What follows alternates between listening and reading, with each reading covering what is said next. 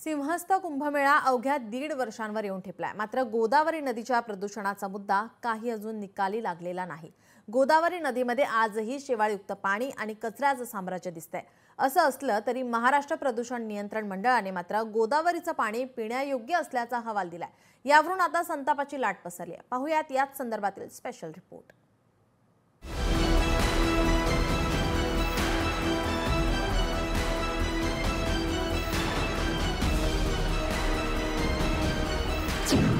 गोदावरीचं पाणी पिण्यासाठी योग्य, प्रदूषण नियंत्रण मंडळाचा धक्कादायक अहवाल। लोकशाही मराठीच्या रियालिटी चेक मध्ये काय आढळलं? ही आहे दक्षिण गंगा, लाखो भाविकांचं श्रद्धास्थान असलेली गोदावरी नदी। दूरवर पाहिलं तर या नदीत तुम्हाला शेवाळयुक्त पाणी दिसेल। याच गोदावरीच्या तीरावर कुणी कपडे धुतय तर कुणी अंघोळ करतय, तर कचऱ्यामुळे रामकुंड परिसरात अक्षरशः दुर्गंधी पसरलेली आहे। असं असलं तरी महाराष्ट्र प्रदूषण नियंत्रण मंडळानं मात्र हे पाणी पिण्यायोग्य असल्याचा अहवाल दिलाय। त्यामुळे पर्यावरण प्रेमींनी यावर संताप व्यक्त केलेला आहे। म्हणूनच लोकशाही मराठीनं गोदावरी नदीबाबत रियालिटी चेक केला, तेव्हा काय वास्तव समोर आलंय तुम्हीच पहा। महाराष्ट्र प्रदूषण नियमाने मंडळाने जो दिलेला अहवाल आहे तो थक्क करणारा आहे। खरं तर नाशिकमधील गोदावरीचं जे पाणी आहे ते पिण्यायोग्य आहे आणि गुड टू एक्सलंट अशा पद्धतीचं पाणी असल्याचा अहवाल जो आहे तो महाराष्ट्र प्रदूषण नियंत्रण मंडळाने दिलेला आहे। आता या विषयामध्ये आम्ही आता लक्ष घालायला सुरुवात केलेली आणि हा विषय आता तडीस नेल्याशिवाय राहणार नाही। एमपीसीबीच्या अधिकाऱ्यांना आपल्या लोकशाहीच्या माध्यमातून गंभीर इशारा देतो। आता झालं ते पुरं झालं, पण आगामी काळामध्ये या प्रकारे जर फसवणूक केली तर गाठ गोदा प्रेमींशी एवढं त्यांनी लक्षात ठेवलं। गोदावरी नदी ही नाशिकची जीवनवाहिनी म्हणून ओळखली जाते। मात्र या नदीच्या प्रदूषणात दिवसेंदिवस वाढ होत चालली आहे। तरीही हे पाणी पिण्यायोग्य असल्याचा अहवाल प्रदूषण नियंत्रण मंडळानं दिलाय। त्यावर जर हे पाणी पिण्यायोग्य असेल तर मिनरल वॉटर कंपन्या बंद करा असा खोचक सवाल आता उपस्थित केला जातोय।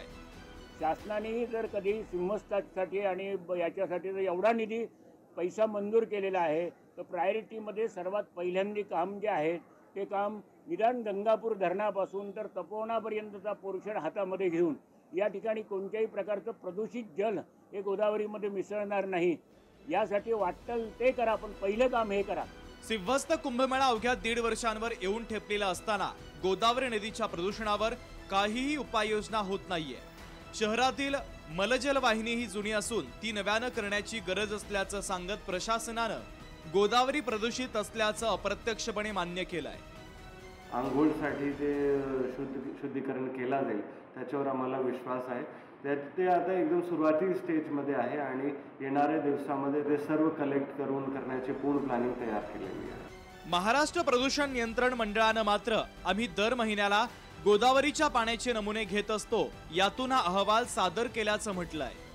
वेटेजनुसार हा वॉटर क्वालिटी इंडेक्स जनरेट केला जातो आणि वॉटर क्वालिटी इंडेक्सनुसार ठरलं जातं की हे चांगली स्ट्रेच आहे का मीडियम स्ट्रेच आहे का पोल्युटेड स्ट्रेच आहे, त्या वॉटर क्वालिटी इंडेक्स प्रमाणे ठरतं। आणि अशा पद्धतीचं आपण प्रत्येक महिन्याला गोदावरी नदीचे सॅम्पल्स कलेक्ट करतो, अनालिसिस करून त्याचे रिझल्ट्स आपल्या वेबसाईटवर असतात, सगळ्यांना अवेलेबल आहे। गेल्याच आठवड्यात मंत्री गिरीश महाजन यांनी अधिकाऱ्यांसोबत गोदावरीची पाहणी केली आणि नदीच्या प्रदूषणासंदर्भात नाराजीही व्यक्त केली। त्याचवेळी महाजन यांनी अधिकाऱ्यांना काही सूचना देखील केल्या होत्या।